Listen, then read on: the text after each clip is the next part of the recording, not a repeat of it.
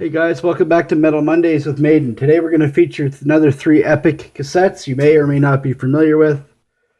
This week we're going to talk about the Black Sabbath first record, or self-titled, Exciter's OTT album, and the classic Metallica record of 599 Garage Days Revisited. So first off, we have the Exciter record right here, Exciter cassette. Exciter was a metal band from Canada, from Ontario, and they came out in 1978, and they were really influenced by these guys and other British new wave heavy metal bands such as Diamond Head, Budgie, Killing Joke. This cassette here is an original from 1988 on Maze Music.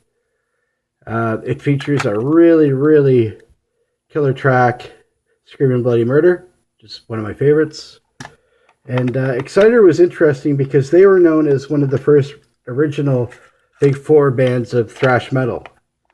So that was including Metallica, Exciter, Raven, which some of you may or may not have heard of, and another Canadian band named Anvil. So they were part of the original big four lineup between 83 and 84 era of Metallica and that speed metal, thrash metal sound that was coming out of the Bay Area and in Canada out of Toronto. Exciter is still around, even after all these years and lineup changes. They still make music.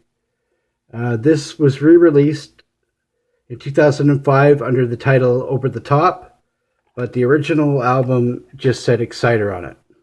And again, it was a really cool record. Check it out if you're not familiar with it. It is a thrash metal classic. And a lot of people don't know that the thrash metal scene in Toronto at the same time as the Bay Area scene was blowing up. So these guys were being influenced by bands from overseas, such as Black Sabbath, Budgie, Killing Joke, Diamond Head, etc. And we'll get into all those after.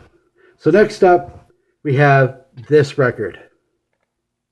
Black Sabbath's first original album called Black Sabbath. There's a lot of history with this record. And we'll get into talking about that. But this is the Warner Brothers cassette. It's a later pressing. It's not an original because it has the clear translucent cassette tape here.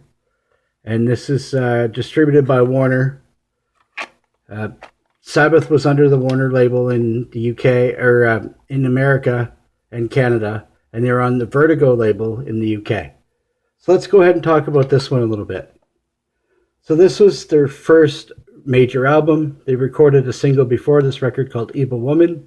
It didn't really go very far. And Black Sabbath really blew up when they appeared on John Peel's Top Gun show in 1969. So they performed Black Sabbath, NIB, Behind the Wall of Sleep, Sleeping Village, and that's when the band really broke. So then after that, they went and recorded those tracks, and as you can see, these are some of the first side of the first record. This album was recorded at Trident Studios in the UK under Philips' Vertigo label. Vertigo was Philips' more progressive label.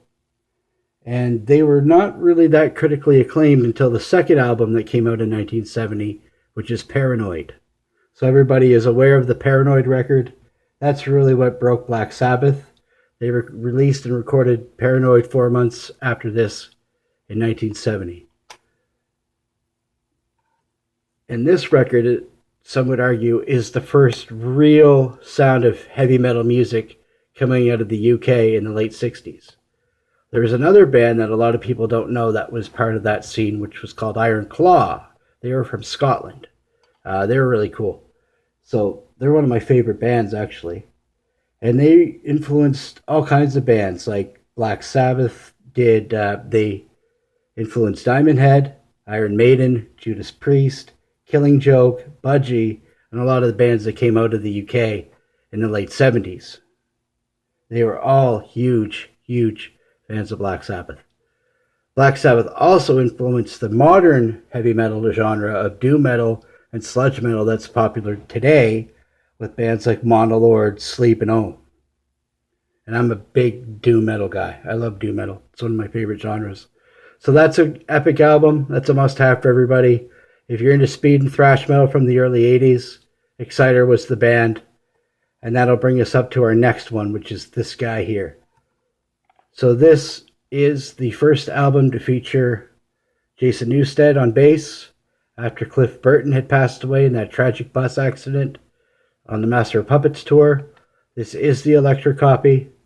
This is the original first pressing of this cassette, or first printing.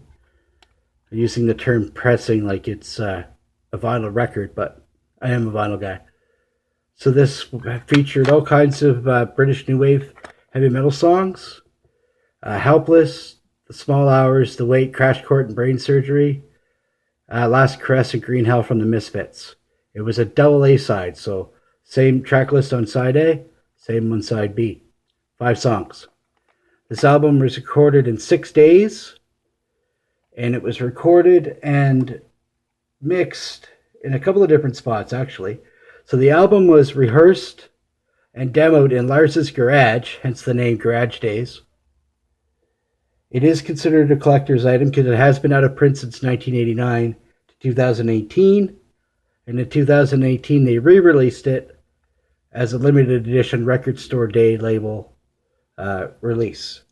But this was recorded in 6 days at the A&M Studios in Santa Monica, California. It was mixed at Conway Studios in LA, and it was released under the Elektra label, Elektra, in Canada and the US. Now, the cool thing is this was also included in the Garage Days Inc. double album that they released years later in 1998.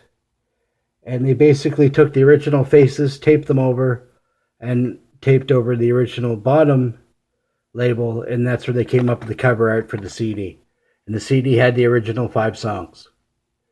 So bands like Killing Joke, Diamond Head, Budgie, and the Misfits were featured in this album. And this is one of the real reasons why I got into the Misfits and Metallica at such an early age, was because of this album. This changed my life. So those are the 3 for this week. They're all epic on their own rights. They all stand on their own merits. Being, the comeback from Metallica here, the instrumental and influence of speed and thrash metal throughout the Bay Area in Canada in the 80s.